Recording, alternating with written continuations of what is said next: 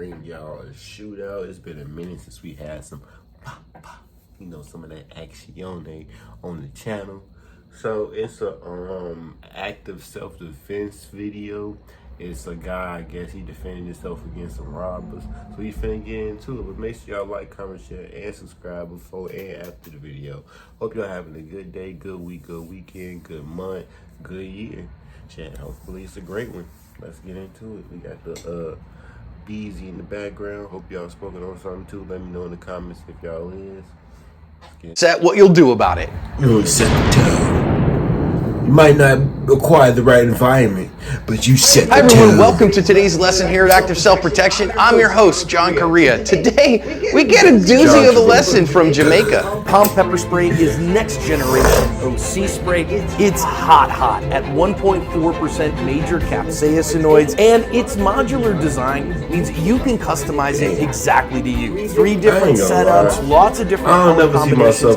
You can make it exactly as you like. I don't really see myself using pepper spray. Prevents accidental discharges. It's 10 to 12 foot range and 25 half-second blasts.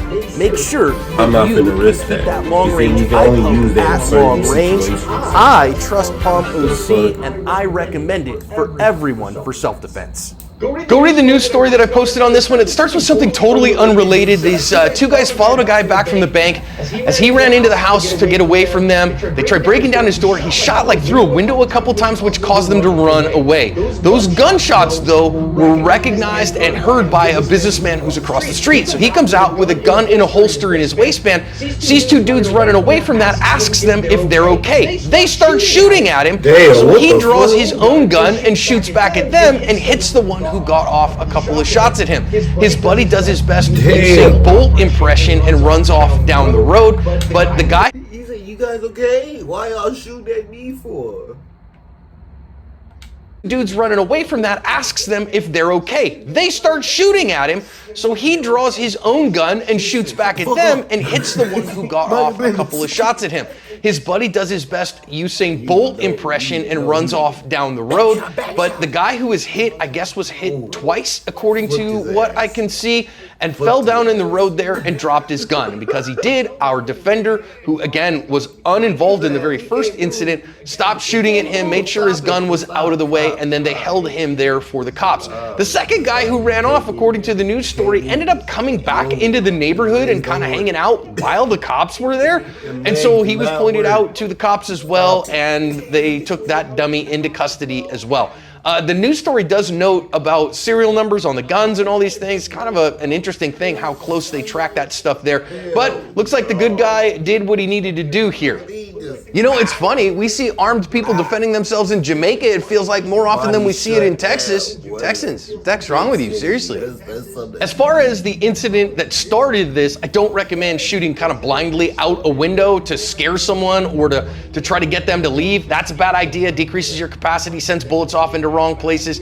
Don't do that. Verbal commands, yes. The warning shots, no. But like I said, I'm not doing no 9mm, no 22, nothing. You getting 4 5s and up. I'm trying to, if I hit you, I need you to be done. I need you to do a flip. I need you to do a windmill, a cartwheel. I need a motherfucker to do a handstand, a backflip. I need niggas to be acrobats when you get hit. Fuck all that. Pew, pew, pew. And then you still running like Iron Man. Get the fuck on somewhere. You ain't gonna die later. You gonna die right here. Fuck a hospital check. I know you checked. This and decides that he is going to come out and see what's going on. You don't have to do that, by the way. It may not even be a very good idea, but I do want to note that I think he did something kind of cool here, that rather than come out with a gun in his hand, he has his hand on his gun in the holster. And I actually think that's a really good technique. That rather than put it behind his, his leg or something like that, we've talked about that on Active Self-Protection Extra and in the Asp Unlimited app, that's not a technique that we recommend. Hand on gun in holster, very fast and secure, and doesn't look nearly as much like he has a gun in his hand as it would if he actually, had a gun in his hand. Okay, fine, he sees what's going on, doesn't know exactly what the problem is here, so starts asking what the heck is happening with these guys. Now, he can see them off camera and we can't. I want to talk about draw speeds here, because when your hand's on your gun in the holster, coaster, it becomes very fast. Now, here is where he decides to draw, right? I know that because in a quarter second, he's gonna start moving. And so when we can track that back, the decision to draw has been made. And now he has to program that draw and send it out. That's a human performance thing. Now then, as he starts the draw, I do wanna note that our bad guy's the first guy to get a shot off. You can see it all the way to the right here. You can see the report from the gun. You're not gonna outdraw a dude who decides, oh no, I'm gonna shoot at you. And again, I think that his decision to do so was made quite a bit before that. So when we talk about drawing from the drop, hey, sometimes you feel like you got to, and thankfully in this case, our perp is crap with a gun, and most are, and there's enough distance between them that distance favors the skilled. Distance favored those who are really good at this, and our perp is not good at it. This is a very good thing. Our defender is a little bit better. I want you to note here that it was right at 1.0 seconds that he got his gun out on target and a shot on the guy and instituted the fibs factor. I think that's what got the guy to move. You notice that our defender here, he was focused on what he was doing. So Fibsa, fudge, I'm being shot at, didn't affect him because he was focused on his task at hand. Our perp, on the other hand, gets whacked with a bullet, and so Fibs, fudge, I've been shot, very much affects him. So that very fast draw and fire one, I think is important, and a 1.0 here really helped this guy. Now that was from a position of hand on gun, so that's more doable than most people think. I also want to note here, note when he really got good hits at some distance. The distance is opened up here. My guess is you're looking at, you know, Yes, look like he flying. You see, he look like he finna take. He got his wings right there. You see, as soon as the way that he got his wings right there, buddy, feet cascading across the pavement like he was roller skating in Atlanta. You see. 10 yards or beyond. But you notice that our defender here has assumed a good, stable shooting position, both hands on the gun, and because of that, guess what? He got hits.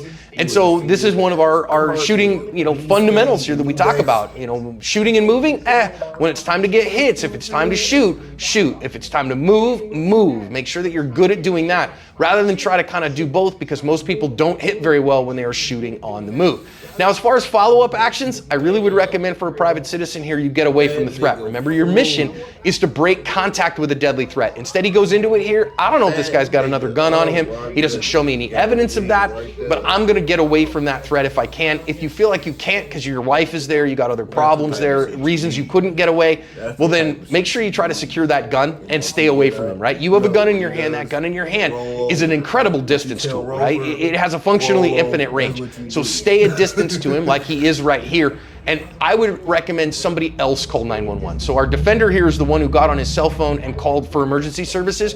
Remember, the second that you hit send on a 911 call in the US, it is being recorded.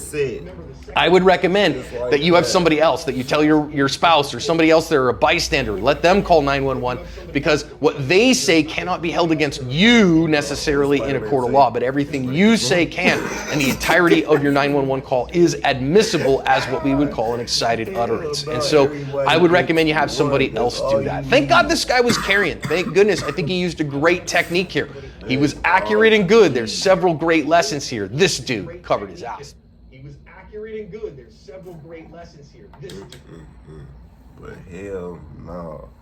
Y'all better watch yourself out there, because all it takes is for a nigga to pull out a big ass 40, 10 mil, hit you in your shoulder, cartwheel, backflip. You look at your arm, it's gone. You paralyzed, surprised, and finna check. It's all in one.